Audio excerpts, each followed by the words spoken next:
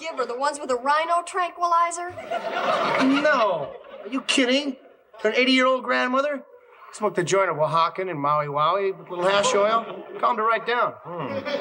Well, she's in Hawaii right now with her old friend, Mr. Fruit Bowl. And I've got to go out there in a minute and introduce the winner to the Anyone Can Host contest, America's oldest living doper. Less than a minute, Buck, because we're live from New York. It's Saturday night.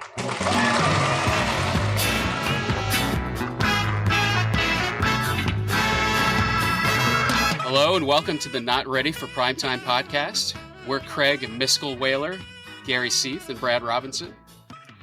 And this week we're talking about Season 3, Episode 8, with host Miskel Spillman and musical guest Elvis Costello. This episode originally aired on December 17th, 1977. Brad, hey Gary? Guys, I'm here. Oh, Jesus. Whew. Hey. How did you even get the Brad. link? How did you? I found a link to this session on the dark web, believe it or not. So This is the exact reason we did not pick the British lady. I know. I know you've been keeping this a secret, but the dark web has a lot of fun stuff, including links to all of your recording sessions. So here I am, guys. Hello, Craig. Hello, Brad. Hey, Hello, Thomas. Gary. Hey, Thomas. Oh, hi, Thomas Senna. Craig, I feel like you just put me out of a job. That was wonderful. Thank you. I was going to say hired. Yeah. Glad to be here. And now I could just sit back and do nothing. So, Well, I'm waiting for that $3,000 to hit my Venmo. So anytime now, I'm sure it'll come across. Craig, I wanted to come and give you some support. Like, I feel like maybe like the unofficial second host of the podcast. It's like Gary, myself, Brad sometimes. So I wanted to join the festivities and be like the Buck Henry to your Miskel Spillman. So if you don't mind, I can hang back, be here if you need me. But I just wanted to show some support as like the Buck Henry, even though I'm John Schneider's on all the Buck Henry episodes, pay no mind to that. I wanted to be here for some support in case you need anything.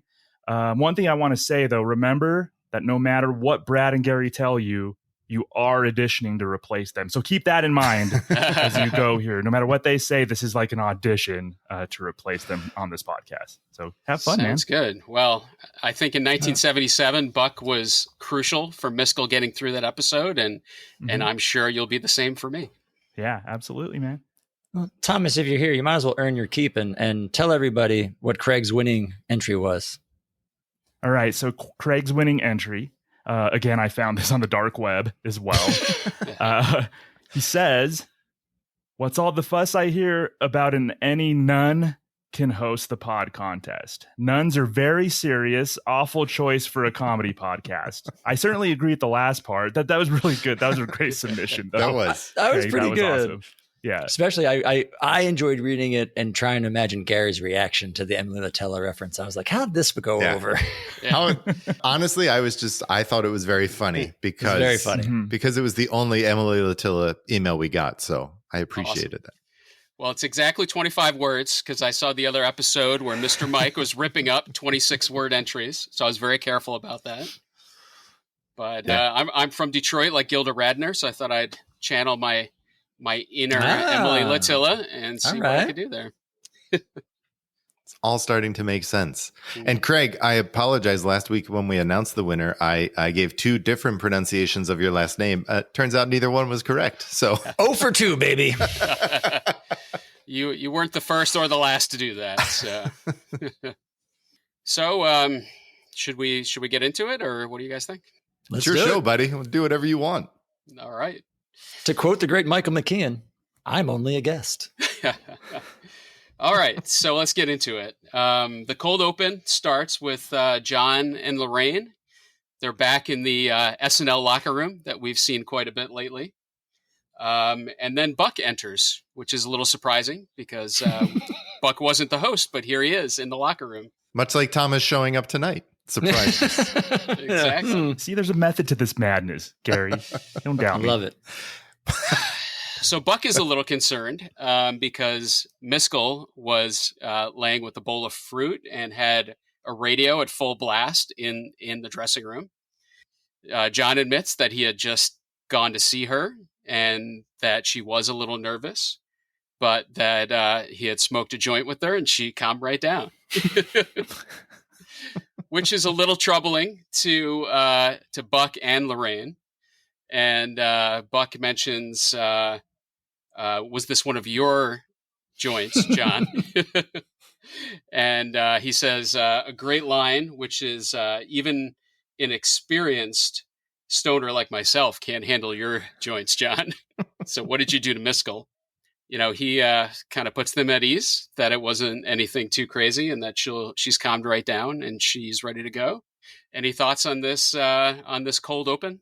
I thought this was fun. I thought it was a fun way to get the cast in with Miskel as the host and to, you know, kind of mix it up. I thought John had an excellent response when Lorraine asked if he had used the rhino trank weed. Yep.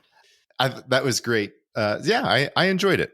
Yeah, I thought it was fun. It was a fun way to kind of let us know who the award winner was and kind of get her involved before we even see her on screen.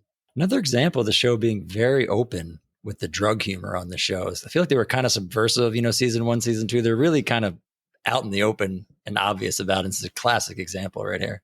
Yeah. There was one kind of dark point of this cold open. Yeah. Where Lorraine says, you know, you don't need to worry about Miskel. She's very together for an 80-year-old, and you'd be lucky if you're that together when you're 80. And John's response is, don't worry about that. I plan to be dead by 30, which was just kind of hit you a little bit hearing him say that. I thought you were going to say dark with the Michael O'Donoghue screen grab in the beginning of how the Grinch raped and strangled Christmas. That was also dark. I was like, even for Michael, I'm like, that's a bit rough, man. Absolutely. Hey, Gary, have we stopped to discuss, you know, this is like the 3rd or 4th time we've seen the locker room, right?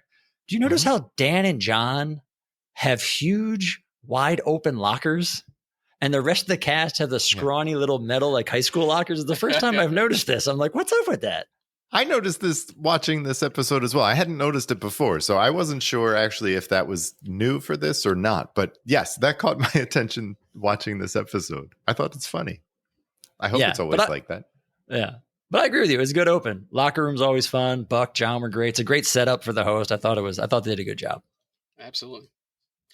Well, from there we go to the monologue where we get introduced to Miskel for the first time. She enters with Buck Henry, and they walk down the stairs. And with a fruit bowl. Fruit bowl. Well, I know this is a podcast, but I brought for those of you listening, I have my fruit bowl here. That's great. It's like real fruit too. Did you go to the store before this and make sure you had like all the? Yeah. We did a lot of fruit shopping today. So. I like the idea of Craig in the supermarket with a still image of Miskel, making sure he has all the same fruit. The bananas were key because they're holding out, falling out of her fruit bowl. But my first note on this opening was, I can't believe they made Miskel walk down the stairs. I had that same thought too. I was ready for her to already be down on home base. Yeah, like this whole show could have been over right there when Miskel falls down the stairs. But she did make it down. Buck kind of introduces her. She's got this fruit bowl throughout, and there's kind of a running gag during this monologue that Buck keeps trying to take the fruit bowl away from her, and she just keeps kind of slapping his hands away, which I think she does a great job with. And then it's really funny. Continuing off the cold open, she's supposed to pretend, I think, that she's stoned still from the joint. So she's talking about how weird it is, and am I blowing this, and all the bright colors that she sees. And I think she does okay. And Brad and Gary, it's got to be a relief for the both of you. Well, I think I've heard Brad talk about this a lot, that this wasn't a song and dance number. I guess the age of the host. First of all, we don't have to play that game, guess the age of the host. Second of all, probably due to the age of the host, there was no song and dance number. So that's got to be, I don't know how, Craig, you feel about song and dance monologues. I happen to like them. Brad does not. Gary, I might be neutral on it. I don't know, but you might be relieved that this wasn't a song and dance number as the monologue, I'm guessing. When I first started watching this, I was like, she's doing an amazing job playing stoned. And I kind of and I wasn't sure like if she was going to keep it up the whole time or how it was going to go, but the fact that she does, and Buck keeps playing off of it too, trying to get the fruit or whatever. I thought this worked really well because you didn't have to rely on her to carry any sort of monologue. You hand that over to Buck, and she shows her sense of humor in this, just as playing an 80-year-old stoned woman. I thought it was great. I really enjoyed it. You got to give her some credit. I mean, she was born in the 1800s. I mean, let that settle in for a minute. I mean, she's the oldest host of this show for almost 30 years. She's 2 weeks older than Ruth Gordon was when she hosted in season 2. So she takes the title of oldest host, and she'll hold it until Betty White hosts in season 35 in 2010 when she was 88. So like Gary, like you said, I think she holds her own. She does a decent job. She's 80 years old. She's not a pro, does a decent job with the monologue. And her and Buck, I thought it was great. He went for that bowl like 3 or 4 times. Every time she pulls it away or slaps his hand, it's like, it's just enough to work and be funny and not ask too much of her. Yeah. All right. So from the monologue, we go to a pre-tape commercial, which is the Meat Wagon action track set, which I noticed was by Mainway Toys. Yeah. But it's kind of like an electric Hot Wheel set, if you will. And the whole gag here is that when the cars crash and inevitably set on fire on the track, that's when the meat wagon comes in. Speed, adventure, Meat Wagon action track set. It's the most exciting road race game ever. You get a fast straightaway track and lots of dangerous curves for real driving action. Oh, he can't make that curve. It's a wreck. Press the friction flame control and watch it burn. That's when you bring in the Meat Wagon. Meat Wagon's power booster gives you what it takes to get there first. Put the Meat Wagon's actual scale rescue team and equipment to work. Will the driver make it? Get out your body bags, accident pry bar, and oxygen dispenser. Use the pry bar to pull the victim out. Get him onto the stretcher if he's still in one piece. You've cleaned up the scene and you're ready to move out. Your Meat Wagon's ready for the next wreck. Meat Wagon action track set. Figures, accessories, batteries, power booster, friction flame control, fire extinguisher, cars, and track not included. All items sold separately. From Mainway. I don't know what you guys think, but I grew up with a Hot Wheels track in the 80s, not too far off from this. And I thought it was fun. It was fast. It all happened so fast, I thought, where it was just like Meat Wagon race set. And like you said, Craig, you have that electric race car set that they're showing, and then the cars are on fire. So then they bring the Meat Wagon, which is a funny name for an ambulance.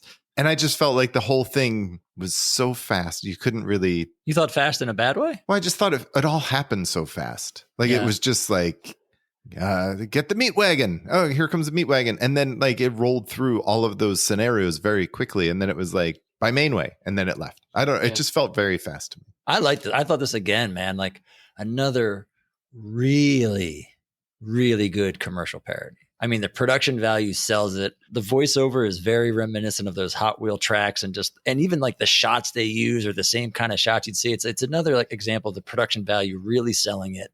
We're getting in, again, we've mentioned this before, the era of their commercial parodies really feeling like real commercials at this point. And this is a classic example of it. A fun, maybe homage to this pre-tape. There's a scene in Tommy Boy when they're trying to sell the brake pads, and Tommy Boy's really bad at it. And they go into this one office where the guy has some model cars on his desk. And Chris Farley ends up crashing one of them, setting it on fire to show what would happen with the other guy's brake pads. And he goes, wee-oo, wee-oo, here comes the meat wagon. And the new guy's puking his guts out on the side. New guy's puking his guts out. See, everybody knows that one. Well, when I watched this sketch, I was hoping one of you would catch the Tommy Boy connection. So thank you, Craig. And I thought they had a brilliant add-on at the end. Craig mentioned it. It's so subtle where they say it's made by Mainway. I thought it was a great little like subtle add-on. That also when they said all items sold separately, I thought was also funny. The combination of the all items sold separately and the Mainway logo, I thought was a great way to end this. Sold separately is great. Yeah. All right. So from there, we go into, I guess it's a PSA for the American Date the Self-Conscious Association.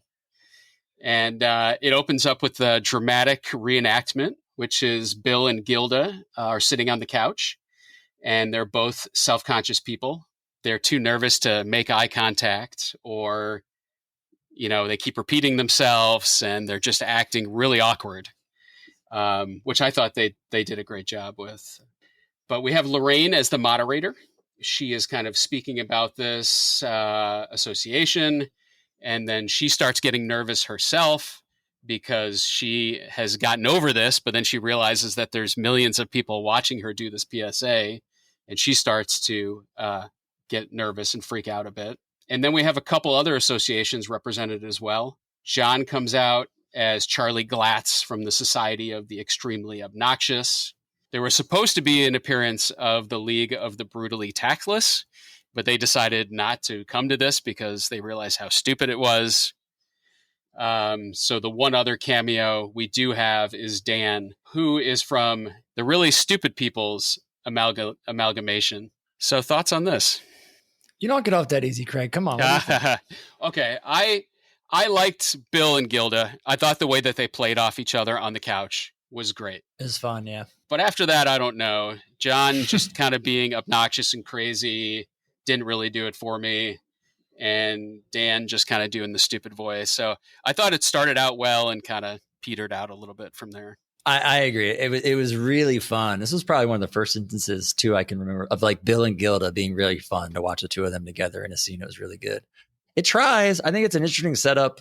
This is another one, though. I'm like, this is very interesting to me as your first sketch after the monologue, because there's not a lot there. And it's long and meandering, and it's just like, this is what you want to start things with. That was my note, Brad. It was like, that felt like a whole lot to get to really nowhere. There was nowhere. They went really nowhere other than you had John and Dan at the end doing their bits. But yeah, there's like, I don't know. There wasn't a payoff. There wasn't a very good payoff to this. No, the payoff was Dan. I guess. I guess. We get our host finally in the next sketch, which is a classic Christmas story. And my first note on this is that I think Miskel is sitting in the Broderick Crawford seat from season 2. Yes, my first note as well. Thank you. So I'm glad we held on to that seat for our elderly hosts. So we brought it back. Please tell me your second note is, where is this going? Because that was mine. I think that was a couple of my notes. But we cut to, well, I should say that this is the classic Christmas telling of The Gift of the Magi. And we cut to a hospital room where Gilda as Helen is in bed with her husband or boyfriend, maybe, John as Robert. And I don't think I need to run through this whole thing because it goes on for a long time. But a couple of my notes that have nothing to do with The Gift of the Magi is John looks really sweaty in this sketch for only his second sketch of the night. And I don't really know what Miskel's doing in this sketch. She's not the one reading the story. And I think it was just a way to get her into the act somehow. She has a couple like reaction lines to what Jane's saying. What I should say to set it up is that it's the classic Gift of the Magi, where John has a very expensive watch and Gilda has a hairbrush for her luxurious hair. And she has a failing kidney. And Dan comes in as the doctor and says, well, you're a perfect match. You could donate the kidney. And John agrees to do it, but he also mentions it's very expensive and yada, yada. You see that he's going to obviously sell the watch so that he can pay for this. They exchange gifts, and she of course gets him a chain for the gold watch that he is sold at this point. He thinks that she sold her hair, her beautiful hair, to get his gift. And in fact, she takes the hairnet off and her hair is still there, which John seems taken back a little bit about. She just sold the hairbrush. So at this point, there's kind of a turn where Robert, John, gets very angry. And I think the line is that all you think I'm worth, you cheap slut? And it kind of, it goes from there. He gets angrier and angrier. and I think it ends with the freeze frame of him trying to strangle her. That's where it goes, Brad. Like you said, it goes nowhere. Like that's where it was going the whole time, was John choking Gilda.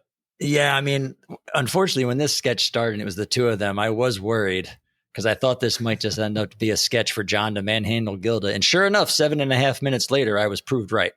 Was it 7.5 minutes? It felt like it. Long. I wrote long multiple times. Yeah. John finally has a line where he gives her, says he gives her the gift and he's like, "What'd you get me?" And it starts to get a little funny there for a little bit, but then as you said, it takes a turn. Like it takes a quick turn of him getting pissed. Yeah. Yeah. And then it's like, he throws in the "but no" a little bit, which we, hasn't really caught on as his catchphrase just yet, but John does throw in a "but no" in there talking about, the Christmas gift back and forth. But I mean, yeah. And then my last note on this is, like you said, Craig, this is just forcing the host into the sketch, sadly. Yeah. Well, hey, Craig. So I wanted to chime in here. You're doing an awesome job. Seriously. But before you get to the music, if you're going to take over full time, I want you to remember that the musical guest sucks unless it's the band. That's like one of the cardinal rules of this podcast. So just keep that in mind as we head to talking about the music on this show. Doing a great job, man. good to know. So glad you showed up. Well, speaking of the musical guest, we now go to our first musical performance of the night. I think everything goes to plan on this one, which is Elvis Costello singing Watching the Detectives from his first album, My Aim is True. And Miskel actually intros him, still from the Broderick Crawford chair. Thomas, you want to chime in, Mr. Helper? Yeah, Elvis Costello. Watching the Detectives is kind of a boring-ish song to me. It's I don't really enjoy reggae all that much. It has that reggae element, and then it kind of wants to go somewhere, much like a lot of the sketches so far. This song kind of wants to go somewhere, and I think it's gonna like be just this rip-roaring thing, but then it kind of like gets more mellow again, and it left me wanting more. What Elvis Costello does deliver tonight, obviously, but with Watching the Detectives, it was just sort of like a calm before the storm for me. I agree with you, Thomas. I really like this album that this is on, but I feel like your comment about it leaving you wanting more, and you feel like it's going to build and it doesn't really, is kind of how much of this album is. And so there are a few songs from this album that he could have picked that I would have been very excited about, but it was interesting to me to see such a young Elvis Costello performing. I liked it. I liked it because I like him in general. Yeah, I thought this was a decent performance, but I have to say, this felt to me like quintessential Elvis Costello, no? Like, if you like Elvis Costello, you're going to like this. I can see how, like, to Thomas's point, you may not dig his music, but this is what I feel like Elvis Costello is. And I thought he did a good job. Elvis Costello could be a little more, like, ripping through songs here and there. I like a lot of Elvis Costello. This is mid to low tier Elvis Costello for me. But I do get your point, Brad. Like, I think maybe Elvis Costello fans would appreciate something like this. It's just for casual like myself. Yeah, I could have done with something a little better. Well, in his defense too, this album hadn't even come out in the States yet. So like, this is a dude who probably nobody watching, or not nobody, but very few people probably knew who he was. I mean, he wasn't even supposed to be the musical guest, right? We should get into that. Like end of last episode, Don Pardo announces it's going to be Miskel Spillman and the Sex Pistols. And there are no Sex Pistols. It turns out Don Pardo was a big Sex Pistols fan, and he was just hoping. That's just hoping. He's just trying to will it into existence. I thought this was a good musical performance. The note I had has nothing to do with the performance, but is more a beef with the lighting guy. Because did anyone else notice it's really bright on that stage? Like, the background's supposed to look like he's in a subway or something, but it looks like broad daylight, which is like not what you normally see for a musical performance at SNL. Yeah, it looked like a very bright television studio, which it is, but you're right. To your point, it's not supposed to look like that. I agree with you, though. The lighting was kind of like, maybe that's part of the reason why it didn't totally click with me. They didn't get the vibes right, production wise. I like how he played to the camera the whole time, too. To your point, Brad, he doesn't have a U.S. audience, right? So this is like him introducing himself to the States as it were. And he was right up in the camera for much of this performance. Yeah. He's got great stage presence. That kind of way he walks around like very stiff-legged when he plays, like classic Elvis Costello. So definitely introducing his style. I mean, this is a guy too, like a year ago from this, at least, like when he recorded that first album, he still had like a full-time job as like a computer programmer or whatever. So like, he's like so new into being quote unquote Elvis Costello at this point. You got to give him some points for that. I mean, I know, Thomas, you may appreciate this. I don't know if you're aware, but his performance on this show is what inspired Ann Beats to come up with the Nerds characters. I didn't know that. Because she was watching this and she's like, this isn't punk rock, this is nerd rock. That's great. And this is and Elvis Costello on the show is what inspires her. And then her and Rosie Schuster come up and write the nerd sketch that everybody, loves and becomes, an iconic part of the show. Yeah, if you would have given me 2 guesses to guess what Elvis Costello did as a full-time job before Rockstar, I would have had it in one guess. I would have said computer programmer. He definitely looks like a computer programmer turned rock I would have star. guessed, or accountant. I would have guessed accountant or something like that. Yeah. Mm-hmm. But Brad, why weren't the Sex Pistols here this week? The story, or Thomas, you have this one? Yeah, I think they had visa issues. So they couldn't make it. So they were going to perform, but I believe it was visa issues that caused it. So Elvis Costello was a replacement. Yeah, if you notice the drummer, he has a T-shirt that says "Thanks, Malk." It's a nod to the Sex Pistols manager, who's apparently the guy who messed up their visas, and that's why they couldn't come on. So there's a little nod there. And apparently, when the Sex Pistols couldn't come on, their first choice to replace them was the Ramones. And I guess Joey Ramone has written in his book that I think, what was his quote? We don't substitute for anyone. So the Ramones were asked. And again, because you get it, New York band, they're probably in town, they're around, which I like the idea. And this goes back to kind of like when they had Ron Nesson on, remember, Gary? It's like they're purposely trying to get a musical act that is going to juxtapose with the host. Like not necessarily class, but you just get that juxtaposition, which I like. It's like, okay, Sex Pistols, no. Ramones, no. Okay, here's this new guy that's like, counter, whatever. So it's like I like that they kept in that vein. And Craig, here's a tease. So Brad said that there was a nod to the Sex Pistols. That's not the only nod to the Sex Pistols this evening. We'll wait till the second song to find out more about that. All right. Ooh. That's a great tease. And I'm sorry, quick question. So Thomas, is that what you do on your podcast? You give teases for further info coming on? Yeah, that's kind of how you do it, man. I'm just taking notes. That's all. Yeah. At the last podcaster session that you and I had, Brad, I thought I brought up teases. I thought you were still working on headphones for Brad, Thomas, what they were and why they're important. I wasn't going to say anything, Gary, but you know. Oh, sorry. Weekend Update is next. And we get... Don't step on Craig's show. Yeah, so Weekend Update is next. And, we get Weekend Update with Jane Curtin and Dan Aykroyd. I still feel like this new Weekend Update format is kind of struggling to find its feet a little bit. He wears glasses now. True. Dan wears glasses. There you go. He's stepping it up. So there's a couple political jokes to start off. One that I liked is Jane calling the White House. Dan is playing Jimmy Carter. And you just see the shot of Jane calling, saying they should know my name thereby or my voice there by now, and trying to get in touch with the Prime Minister of Israel, who is in the meeting. Jimmy says he's indisposed. Jane says, "Do you think it'll be long?" And he said, "Well, possibly. He took a magazine with him." But I also love that Jimmy keeps complimenting Dan Aykroyd, how great he is and your esteemed colleague. Then they go to the wider shot and you can see Dan sitting at the desk on the other line doing his Jimmy Carter, which I thought it was fun that they got to let the audience see that. And from there, we go to Garrett Morris coming on Weekend Update with this week's point of view, which was very long.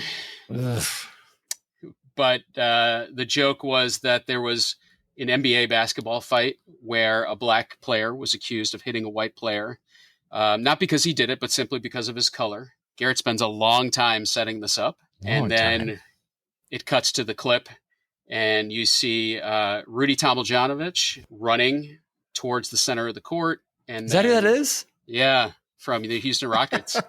And the Lakers' Kermit Washington lays him out with a punch.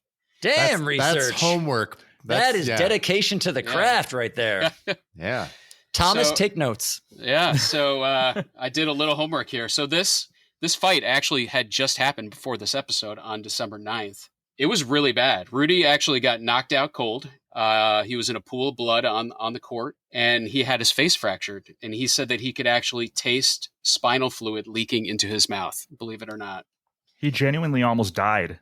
So yeah, that was kind of weird. Like that, it was a little weird to make light of that because Rudy almost died. They wrote a whole book about it called The Punch.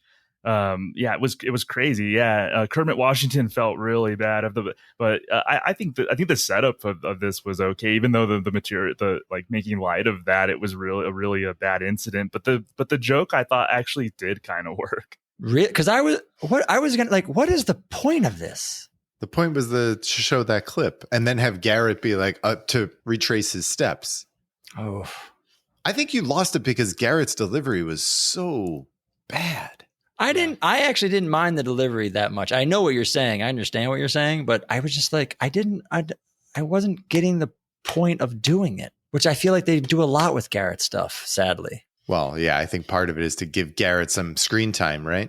I think Garrett thought it would just be funny, or whoever wrote that. I assume Garrett had a hand in it, but thought it'd be funny to be super confident in that this injustice was happening, and then we see video footage and he has to walk it back. I think Garrett thought that would be funny, but maybe it didn't quite. Maybe his delivery or something didn't quite work. Well, I think it's funny because it's so shocking. You can't spin that in any way, and it's. It is what it is. Yeah, and I'm sure the crowd didn't know how bad of a scenario it was, so you can still get a laugh from that. But the other guest on Weekend Update is Bill Murray giving his movie review on Miracle on 34th Street, and his take is that the movie missed a great opportunity to have a take on whether there is or isn't an actual Santa Claus.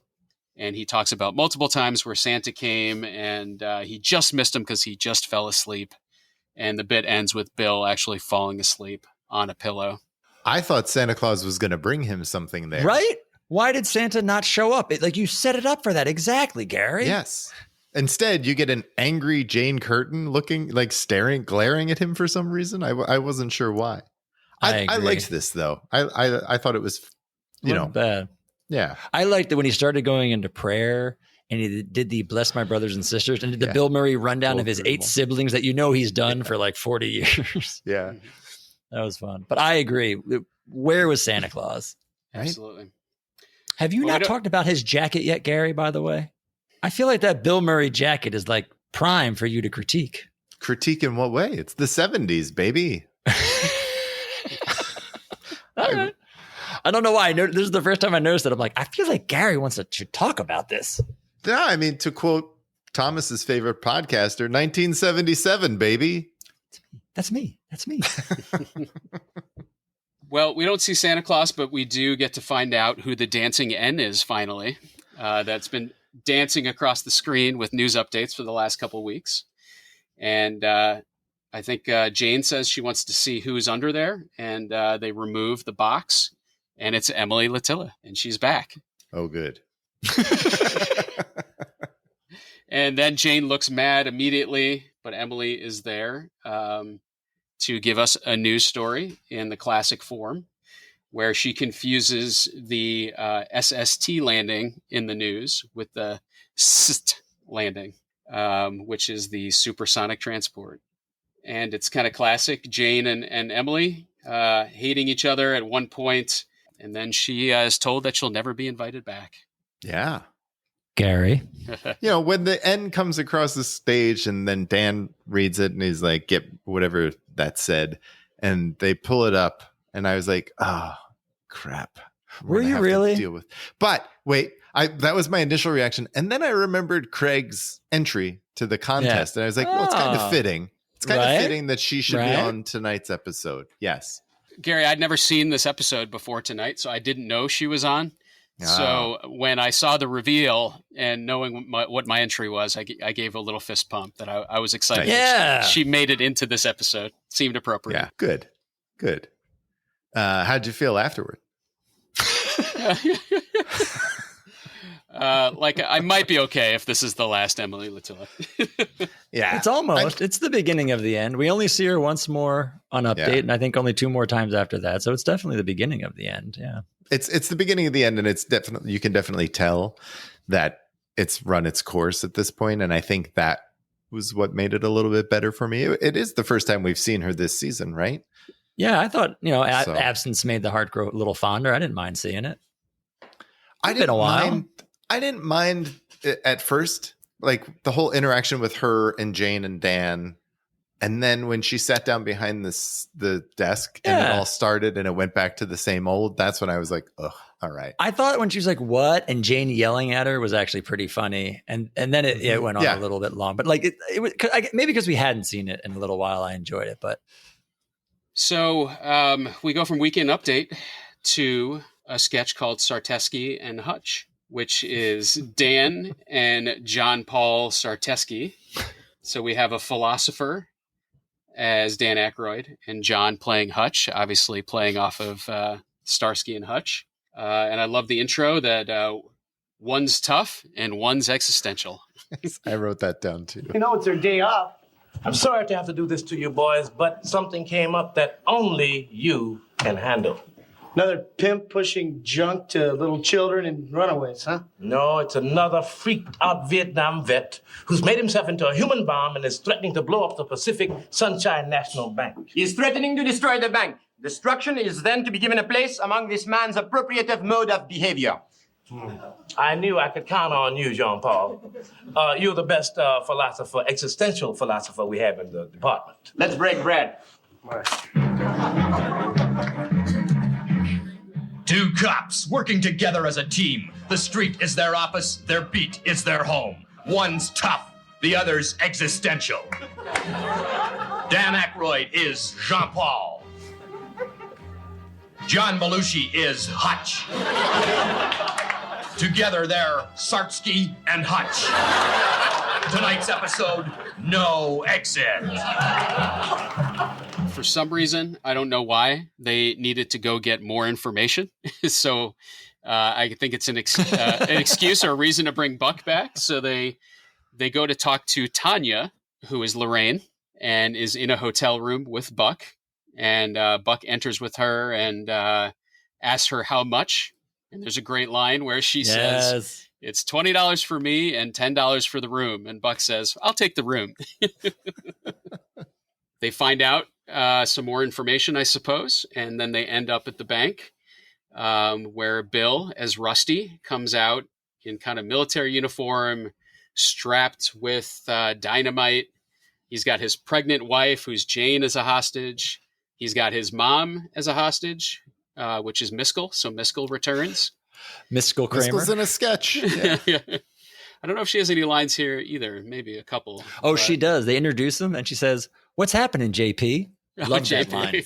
Yes. Loved it. That is a good line. Essentially, how it ends up, Dan, as the existential philosopher, convinces them that death might be the way to go. And they go back into the bank, and Bill decides to blow everybody up. And we end with a kind of classic freeze frame of Sartesky and Hutch. Dan is a bit off the rails on this one, no? I don't mean it in a bad way. But like Dan as this existential cop is just like all in. Oh, yeah. Oh, he totally dove into this, and with the accent and like the Jean-Paul Sartre character. Yeah. L'absurde, or whatever he keeps saying. I was digging. I couldn't find out, but I mean, this sketch just reeks of Schiller to me. Like Schiller and Aykroyd together is who I feel like this is where this whole thing came from. That totally makes sense. Yeah. And I love in the intro that Dan does a pre-recorded intro for the sketch he is in. So the whole intro and the text is going on while they're in the sketch. It's Dan's voice. I don't know why, but I love that part. He brings the best energy for that. You know, he does. Buddy cop voiceover. Yeah. I thought this was fun. Like, I thought it was a fun way to like tie the philosopher into the buddy cop sketch. And I thought John and Dan were really good together. They were fun together. It was just another one though. Long. Yeah. Very long. And I got to say, not Bill's best. I didn't love Bill in this. I didn't think it was his best performance. Like the Vietnam vet. I don't know why. I wasn't buying him that much on this one. Yeah. But like Craig said, that freeze frame at the end was great. It was a classic like TV show, like fake freeze frame. No, 100%. I agree. Just after everyone has blown up. Yeah. Yeah. Oh, because what does he say? He's like, what do we do now? Like, take the rest of the day off. And they start to run away. Freeze frame. From there, we go to the Franken and Davis show with Joe and Phoebe Franken. And I love that he brought a gift for them both, which was an autographed photo of himself. So they get to be interviewed a little bit, and Mom tells a story about Al wetting his pants at school. And this just sets Al off. He flips out, starts yelling. His dad tries to stop him. He tells his dad to shut up. And Davis tries to intervene, and he yells at him. And it kind of ends with him just shoving his parents off the stage. So it goes from a very touching moment to a very awkward moment very quickly. My first note on this one is how short are his parents? Because he's 5'6" and he's towering over Mom and Dad. Yeah. So my first note was just what this episode needs, more old people. But I feel like the two of you like this. I feel like you both like this. No? I thought I liked Franken in this. Yeah. I liked when he got angry at his parents and shoved them off stage and then pretended to kick them. Like he kicked, obviously at nothing, but I just thought it was funny. Yeah, I thought it was fine. He was very aggressive at how he removed them from the stage. So, did you guys feel that Franken's mom, which I believe, I mean, these are his real parents. I found an old picture of because I was wondering. I did some research too, because I knew that I was going to infiltrate your episode, so I watched the episode beforehand. That Joe that's actually his it would have been dad, better if you did not watch this episode beforehand and just showed up for no reason. What are we doing? No, if I'm gonna infiltrate somebody's podcast, I want to be prepared at least. I thought Phoebe Franken was really good in this. Actually, she was pretty good. Yeah, I thought Joe Franklin's mutton chops were pretty good in this because damn, were they styling. Yep. Well, speaking of styling, we cut to E. Buzz Miller's Art Classics. E. Buzz Miller is styling with his open shirt and gold chains and butterfly collars. And this is the second of, I believe, 4 E. Buzz Miller sketches. He's got a guest on the couch with him for this one, which is Lorraine playing Christina. And they are reviewing art classics. I'm your host, E. Buzz Miller, and our lovely guest on my left here is Miss Christina, and she's opening at the Coach and Pole Bar tomorrow night. But enough talk, let's get right to tonight's art classics.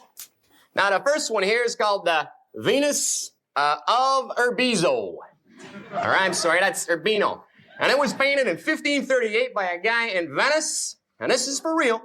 His name is spelled T-I-T-I-A-N. Titian. Honest to God.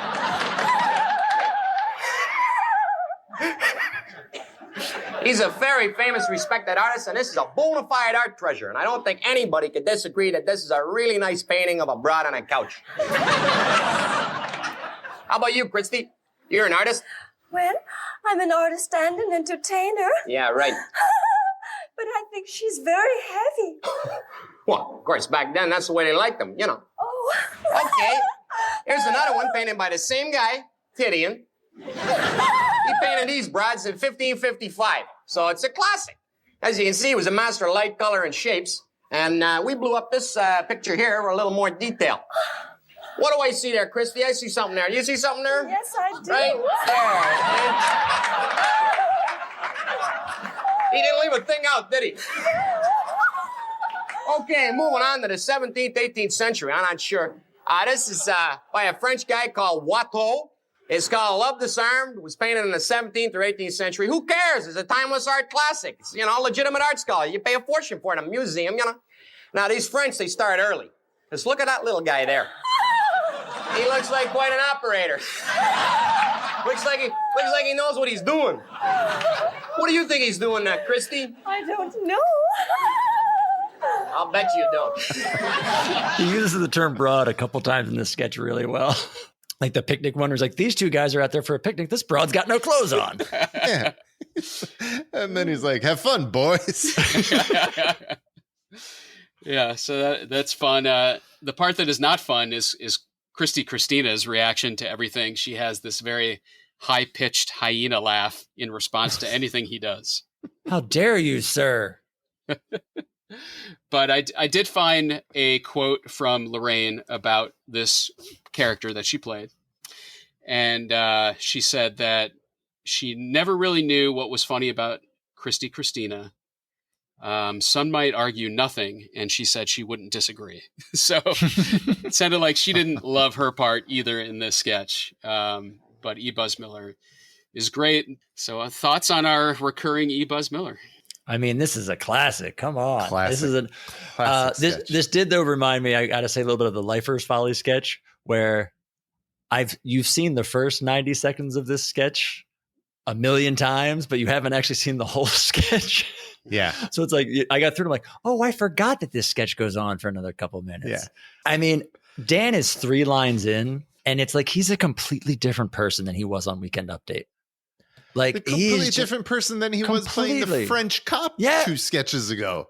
But I bought the French cop. Like I wasn't not when I said Dan was off the rails, I wasn't knocking him. Like I thought he was great in that sketch in that role. And this is just him again, like out of the park. You buy it. He's like not even a sentence done, and you completely buy his character. Yeah. He's in his comfort zone. His sleazy Chicago characters. Well, he's always called this guy like a cousin of the Irwin Mainway character. Yeah. And they created this. I don't think we talked about it that much when we first saw this character as a guest on the Ruth Gordon episode, but these were written with him and Tom Davis. And on that same infamous trip where they kind of came up with the whole Coneheads idea, they met a guy from Toronto whose name was E. Buzz Miller. And he was like this guy who had relocated and had these shady dealings and stuff. So they basically based this character off this dude they met on vacation the winter before. And it's just so funny and it's so good. And you mentioned, second of 4 times. I feel like this character is so iconic that if you would have asked anybody how many times he did E. Buzz Miller, the number would have been well above 4. Yeah. This is a classic sketch that we've seen it forever throughout our childhoods. And to your point, Brett, you only see the first part with the Titian and then it goes away, but it's funny all the way through. Well, he takes the second broad photo hasn't got up. a stitch on. He takes the second photo out and then he pulls up the close up of it of the naked breast. He's like, you see that, Chrissy? What is that there? Is that something there? What do I see? It's just so good. It's so good. He's so on point, man. Well, it would be tough for any sketch to follow that, but even tougher maybe for this next one, which is it's the girlfriend sketch. So Dan and Jane are parents. They're sitting on the couch. It's Christmas time. Dan slides right into the next character. Like he goes right from E. Buzz Miller to drinking eggnog on the couch. That is impressive. He just throws a nice red sweater over the leisure suit, and he's now the dad. So they're sitting on the couch drinking eggnog. They're waiting for their son, Jeff, played by John Belushi, to come home from school for the holidays. And they're particularly excited about him coming home because he's bringing home his new girlfriend named Sharon, played by Miskel Spillman. They're so excited to see the two of them. And I love that there's no acknowledgement that his girlfriend is 80 years old. They just roll with it. And they kind of apologize because they're old fashioned. And Miskel's got a great line. Miskel says, "That's okay. My parents are old fashioned too, or my parents are like that too." They do a good job of leaning into it, like addressing it and not addressing it. I thought it was pretty funny the way they did that. I thought there was so much more they could have done with this. It just comes up so short. It ends abruptly. No, I feel like it ends abruptly. Yeah, it did end abruptly, but I felt like the fact that they didn't acknowledge that she was 80 could have been funny if they made more jokes about, I don't know. I just felt like it was not a part of anything. And so it didn't do anything for me. I gotta say, this sketch made me so angry, basically for that reason, Gary. First of all, they said that John's character was supposed to be like just having gone to college. He looks middle-aged in this sketch. So that's like that. I think that had something to do with extinguishing the joke right there. Is how old is he supposed to be? He looks that I think college age kids looked a little older in the 70s, but not like this. He seriously looked like he was in his 40s in this sketch. So that annoyed me. And then like the writing was nothing. It could have been a lot more fun. They could have at least given Miss Miskel some sort of funny thing to say. I don't know if they were going for anti-comedy. I get like they were going for, oh, the parents are fully accepting, but I mean, of course they're going to be accepting of like their 60-year-old son dating this old woman. And there was just no jokes. There was no nothing. It was such a missed opportunity. They should have trusted Miskel more with something. I was just so annoyed, honestly. Like, I think you three are being really nice to this sketch. It might be it has to be in the contention for maybe the worst sketch of the season. I'd be surprised if I was more annoyed by a sketch because it was just such a there's bad sketches, Brad. I see your face. I have not seen you this upset about a sketch yet. This is the most hot I've seen you. It's like, okay, so if you're more annoyed with the student that has promise and fails than the student that just doesn't have promise and fails. This sketch actually had promise and it missed so hard, which annoys me more than just a flat out bad sketch. Which one of their other adult male actors did you think could more properly portray a high school freshman? It looked like they purposely dressed him up in age. Like, I think John, just normal looking John, would have looked younger. Well, it was funny, Thomas. They put Miskel in bell bottoms so they could trick us and bringing her down in age. It was so weird. It just such a missed op because this premise was fine. It just like I'm not mad at this sketch. I'm disappointed in this sketch. Wow, yeah. I like what you've done there. I do agree with you, though. Nothing happened. I mean, nothing happened. I agree with you. I agree with both of you. There's definitely potential here that was not reached, sadly. I did enjoy seeing her opposite John, though. I did like that. I enjoyed seeing her in a sketch, but I think to Thomas's point, like giving her something to do. Like she's not going to be great, but she's proven that she can do stuff, right? And so. But has she? I mean, like maybe they did. Maybe they did try to give her stuff, and she could not, and that's why we got this abruptly ended sketch. At least give her lines. She could have said funnier lines in a monotone way, and it would have been better than what they gave. It's like they didn't even try. Right. Yeah. Well, maybe Bill Murray could have played a younger kid coming home from school. But I was going to ask, do you think this is any better with Bill instead of John? Every once in a while, we like to play this game. Is this better with Bill instead of John? No, because I think it's the writing. I understand Thomas's point, but I think that they fell so short on the writing and what they could have done with this that it doesn't matter who was in it. Yeah, I think I agree. Also, Bill wasn't available because he was busy getting into a Santa suit to play his wino Santa. Segue. Look at this. I'm getting better, Thomas. It just took us an hour in. That was awesome. And Brad should have acknowledged it. Well, Bill is he's in kind of a mall situation. We'll just blow past that. I acknowledge it. First of all, 3 sketches ago, I was pointing to Gary because I thought Craig hit one out of the park. So shut up, Thomas. Oh, this is an audio medium. You're pointing to Gary. I don't know that you're pointing to me. You're pointing at your computer. It could be any one of us. You want to make little flags so you can hold it up and be like, Gary, and then I know you're pointing guys, I'm sure the listeners were like, Brad just pointed to Gary. That was... Guys, you're interrupting the host. Let him do his job. This is so unprofessional of all of you. That's Brad's thing. I fucking hate you all. Thank you, Brad. Thank you. So we've got Bill Murray as a drunk Santa Claus. This is kind of your classic go see Santa in the mall. And Gilda Radner is on his lap. And my first note was, is Gilda playing Judy Miller here? Is this Judy Miller? It's never acknowledged, but it felt like it. I had the same grades, like, oh, Judy Miller again? Yeah, totally. Yeah. Bill's obviously already had a couple. And he's kind of getting off on telling her that whatever she asked for Christmas, that she can't have it. And kind of laughing in her face. But another pretty quick sketch. I think Bill's a good drunk Santa, but not a ton going on here. It was fun, though. I liked it. Again, Bill and Gilda. It was fun to watch the two of them. He was fun. I immediately drew comparisons to John's drunk Santa. I thought Bill was hilarious in this. I thought he was really good. It's another instance of, put the camera on and just let Bill Murray do his thing for 3 or 4 minutes. It's pretty good. Yeah. The thing that bothered me the most, I got to say, is where is Mrs. Claus? This is the perfect sketch tonight to put the host in. As we will see later, she's a pretty convincing Mrs. Claus. How do you not, even if she said nothing, to Thomas's point of giving her lines, even if she just stood there, how do you not put her in this sketch as a Mrs. Claus? Well, obviously, they have the costume, so why not? Right? This was a longer sketch too at some point because there's pictures online of Garrett on his lap. So I think there was a longer version where it was more than just Gilda as kids in line, because I've seen some pictures with Garrett on Bill's lap in this sketch. Okay. Well, next we go to some bedtime tales. No one is in Mr. Mike's lap on this one, but he is at the Mr. Mike's Coral Waters Cafe as a bartender. So you've got kind of a dark bar with the piano playing, kind of very Humphrey Bogart feel.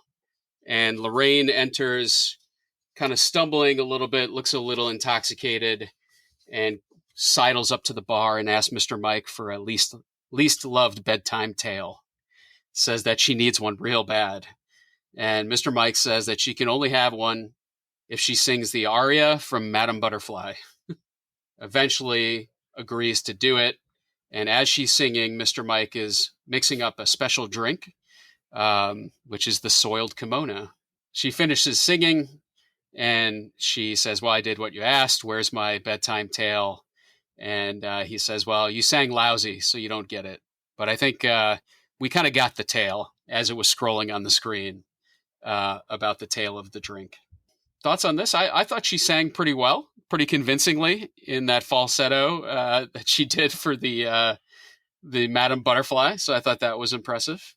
I liked that it was a different take on Mr. Mike. He was in a different setting and was making the cocktail.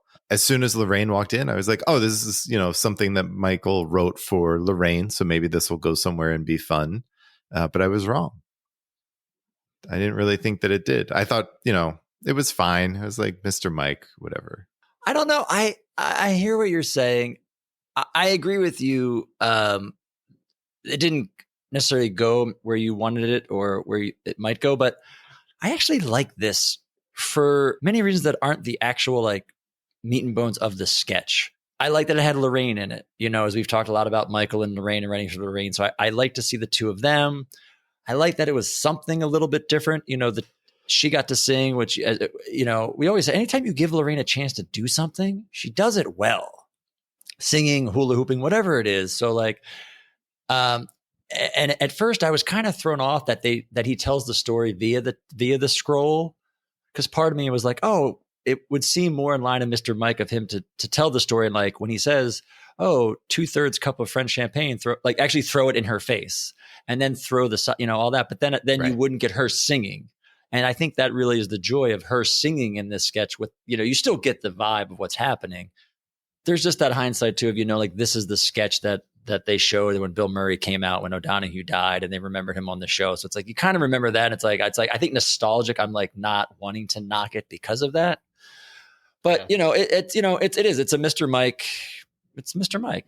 And the soiled kimono fame, to Brad's point, Bill Murray toasts him with one when he comes out to let people know that he passed.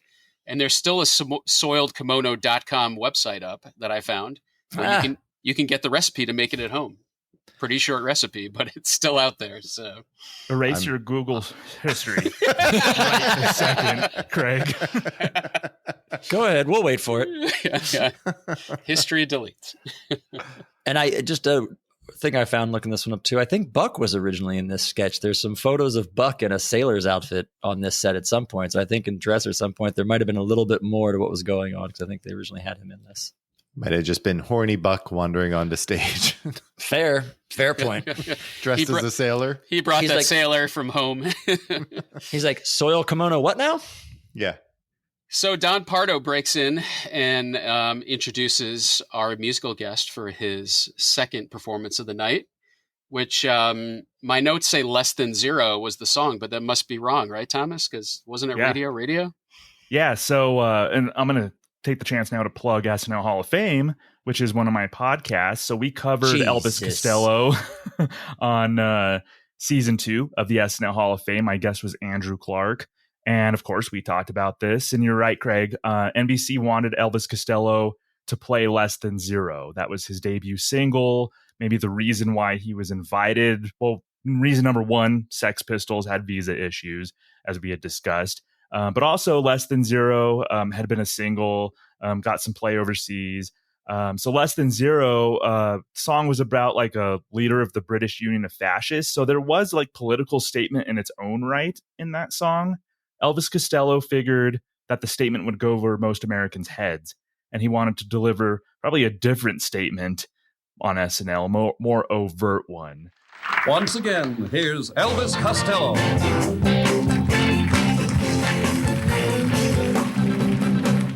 Calling Mr. Oswald with the swastika tattoo. There's a vacancy waiting. I'm sorry, ladies and gentlemen, there's no reason to do this song here. Radio. 1, 2, 3, 4.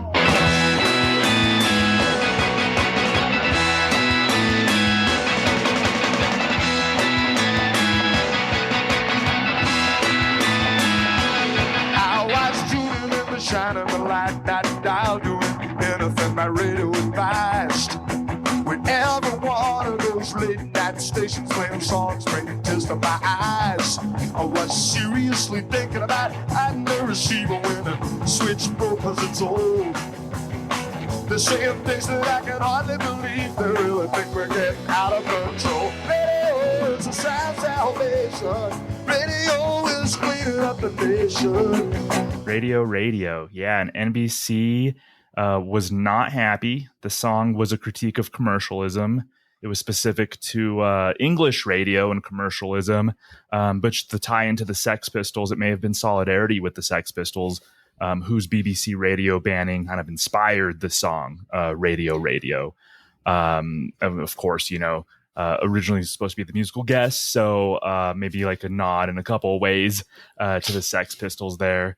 Not only Thomas was NBC not happy, but from what I've heard, Lorne Michaels was pretty unhappy as well. And I'm curious about that too, because so they say that Lorne, and this is the funniest mental image I could ever have of Lorne. Yeah, sitting by one of the cameras, looking at Elvis Costello and flipping him the bird for 2 minutes straight. Like I so want to believe that Lorne did this. It does seem throughout this performance, he is constantly looking off camera. Like I was watching him for this whole thing, and he does constantly, like his eyes are like darting. Like to Gary's point in the first number where he really played to the camera, and this one he seemed to be looking around the entire time, like waiting for somebody to do something to him. Exactly. But when I picture that with Lorne, it's his glass of white wine in one hand and flipping the bird with the other for 2 minutes straight.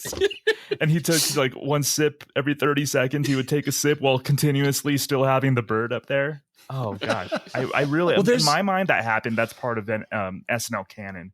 I think so. Cause there's another version of the story I've heard where Elvis Costello has told this story that Bill Murray had talked to him about.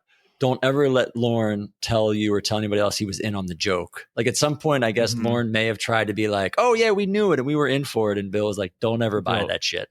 Exactly. Yeah. And apparently, another SNL urban legend, I should say, is Dan Aykroyd may have egged Elvis Costello on, maybe helped him convince to switch up the performance.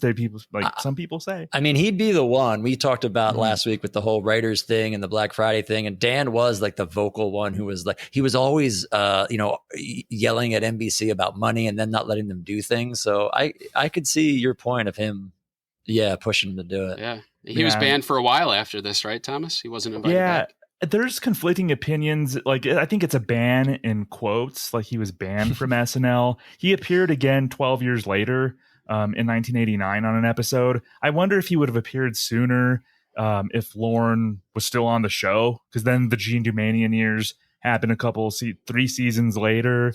Elvis Costello, I don't know if there was a huge reason or maybe it was just timing to bring him on. So, I mean, he appeared 12 years later. Then they reenacted this at the SNL 25 with the Beastie Boys. Beastie Boys started playing Sabotage. Elvis Costello comes out, interrupts it. Then they go into Radio. So, I mean, like, it's water under the bridge. Then they embrace it. Yeah, it's water under the bridge at this point. I don't know how quote unquote band he was. But he definitely, it took over a decade for him to appear. And I'm sure NBC, even if Lorne wanted to bring it back, I'm sure NBC would have put the kibosh. So I think it was maybe more of an NBC band. Lorne doesn't strike me as the type to hold like a real big grudge. He may be the type to flip somebody the bird for 2 minutes straight during their performance, but I don't think he would hold like a serious grudge.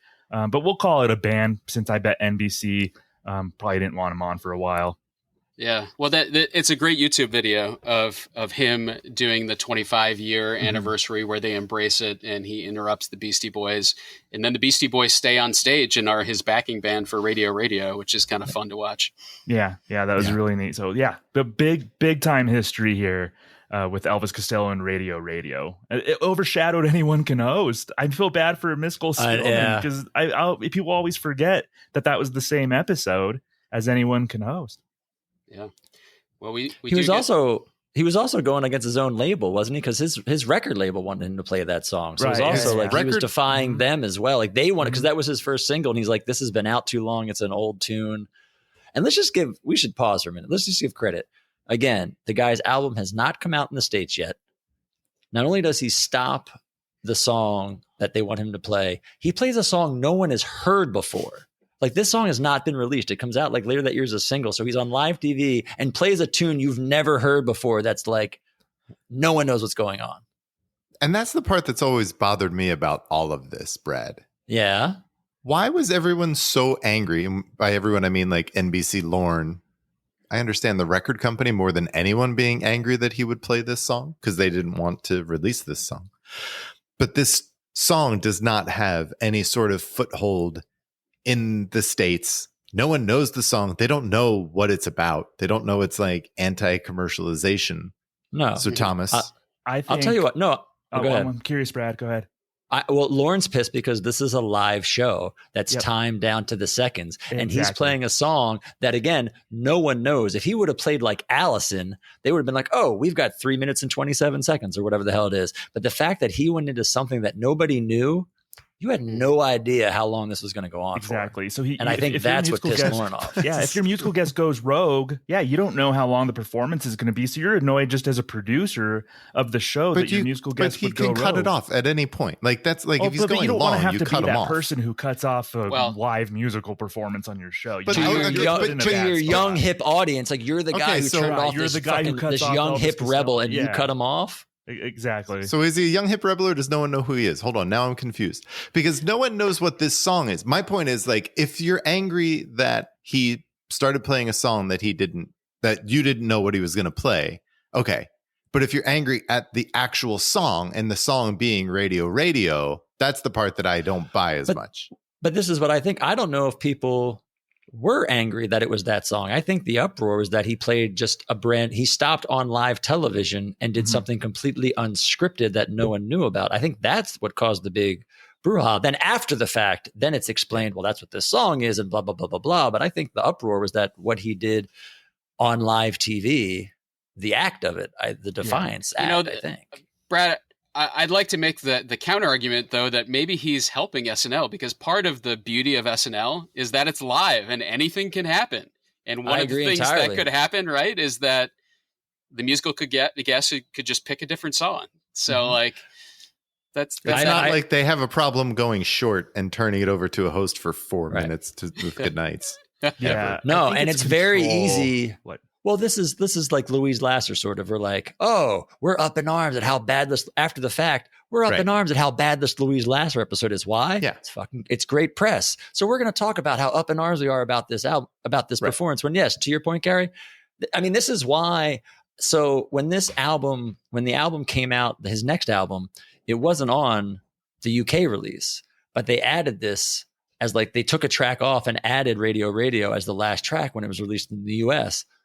Pretty much probably because of the notoriety he got from doing it on this show in the US. So it's like everybody's like win-win in this situation. But it's like, let's posture and be pissy about it. For sure. Funny thing, I think I was reading one of the things I think he's mentioned, he got inspiration for this was Jimi Hendrix did something similar on the BBC when the day Cream broke up. He's playing Hey Jude and then he just stops and just goes into Sunshine of Your Love. It's like, all right, cool.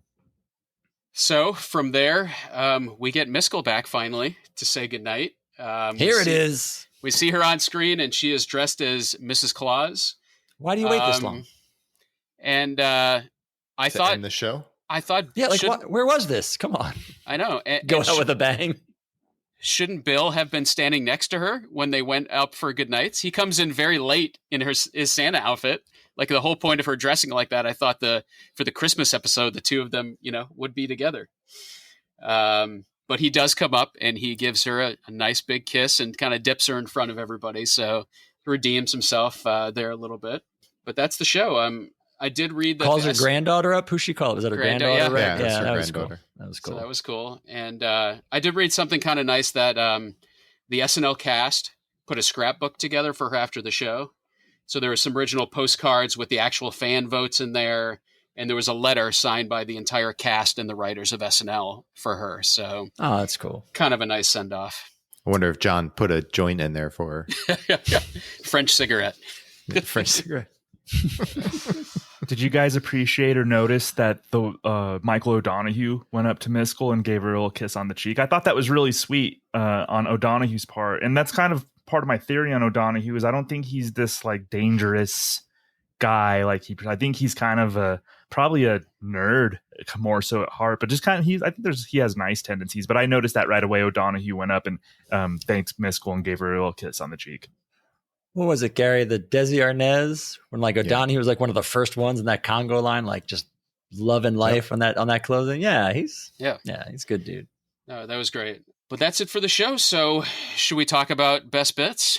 Well, wait, before we do that, I just want to this was a different Christmas episode than their last two Christmas episodes have been.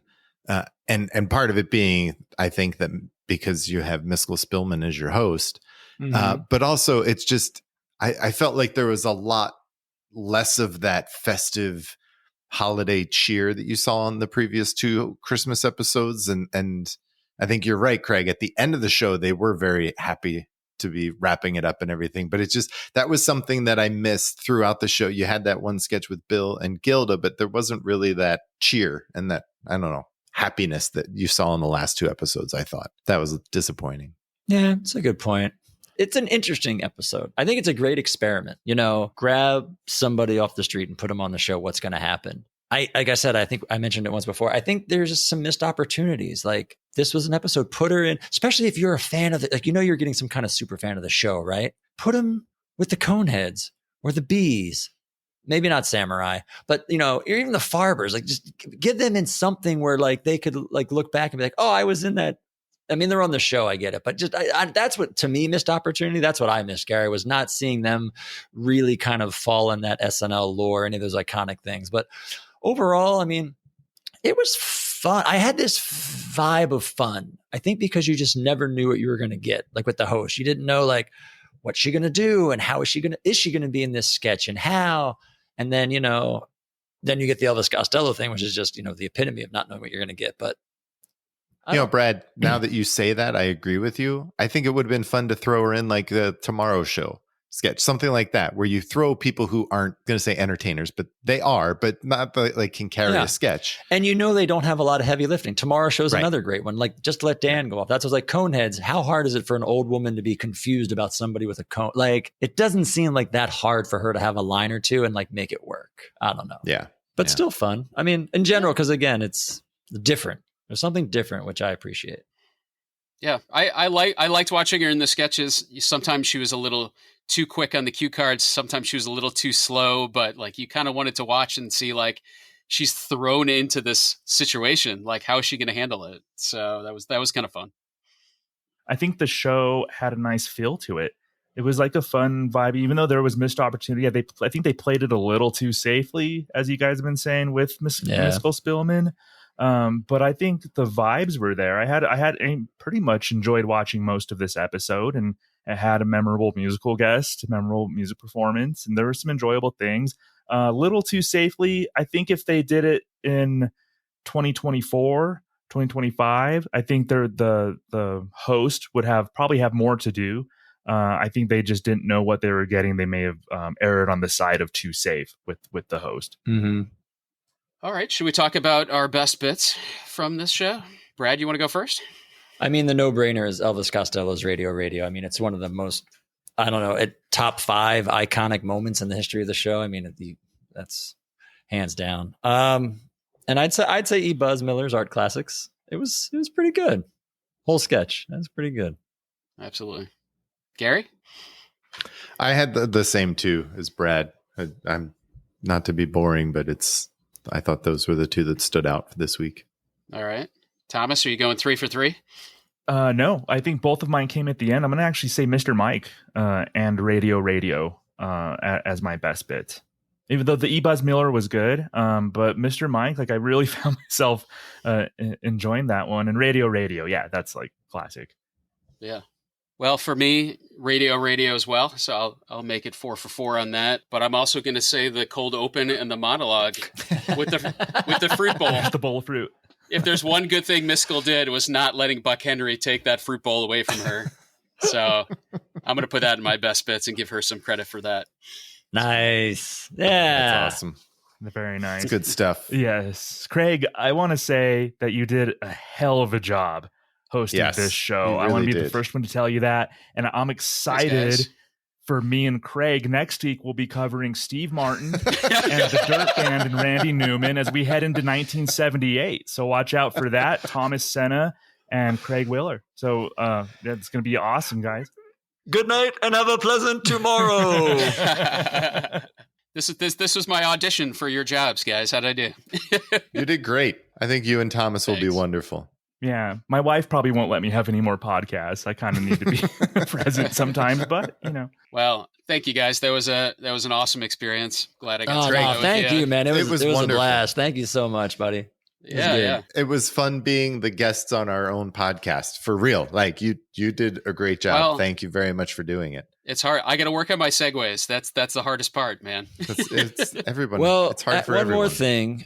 So we're gonna send you these audio files tomorrow, and if you could just work on cutting it together for us and getting all the background noise out, we need it in about like 2 weeks. That'd be really cool. Right. Thanks.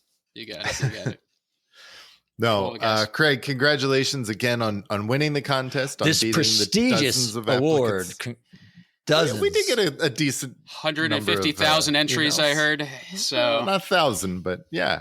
No, this was great. So thank you very much, Craig. Mm-hmm. Thomas. Got it. Well, Craig, I should ask you. Do you have anything you want to plug? I don't. All right. I thought he was going to plug this podcast, but Don't worry, Thomas will take your time. Go ahead. Yeah.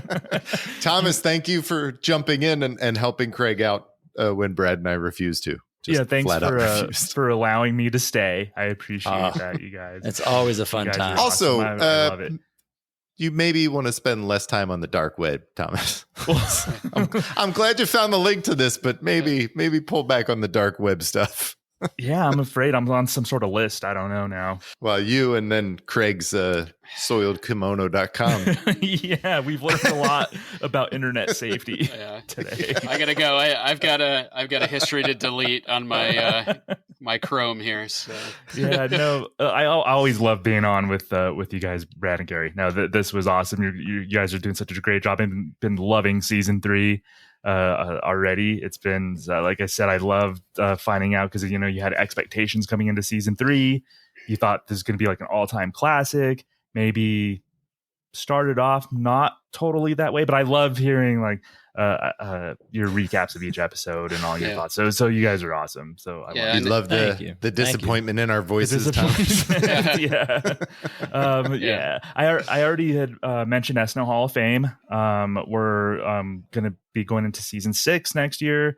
We'll be deciding on the lineup, drafting the lineup soon.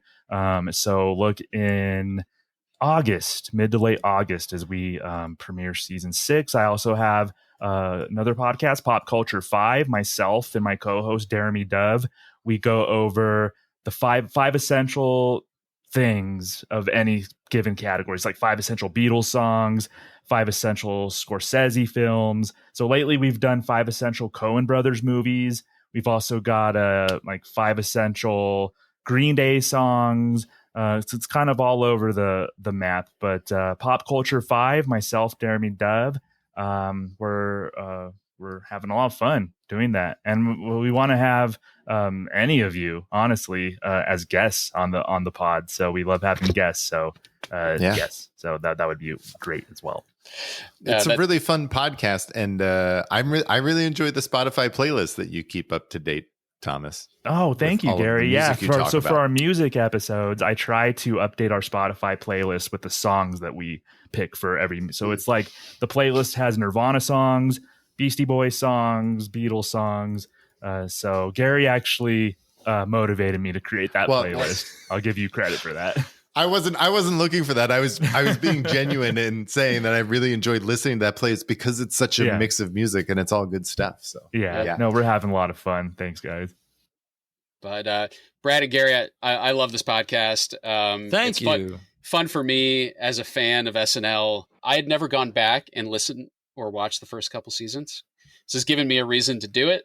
And I love the breakdowns of the episodes just as much as watching them, if not more. So awesome! Well, thank you. Keep up the good work. We'll try. We'll do what we can. Unless you and Thomas replace us next week. Next week, one pairing of the four of us will be talking about season 3, episode 9, as Thomas mentioned, with host Steve Martin and musical guests The Dirt Band and Randy Newman. Until then, Craig, why don't you get us out of here? Good night. And have a pleasant tomorrow. Good night and have a pleasant tomorrow. God damn it, Thomas. Hey, real quick, I know I just said we'd be back next week talking about season 3, episode 9, but actually we're taking a 2-week break, so we won't be back for 3 weeks talking about season 3, episode 9. Just wanted to make you aware of that. In the meantime, go ahead. I'm blaming Thomas for that mess up, but whatever. Always blaming Thomas for everything. Well, we'll see you in 3 weeks in mid-July as we take a quick little summer break. Good night and have a pleasant tomorrow.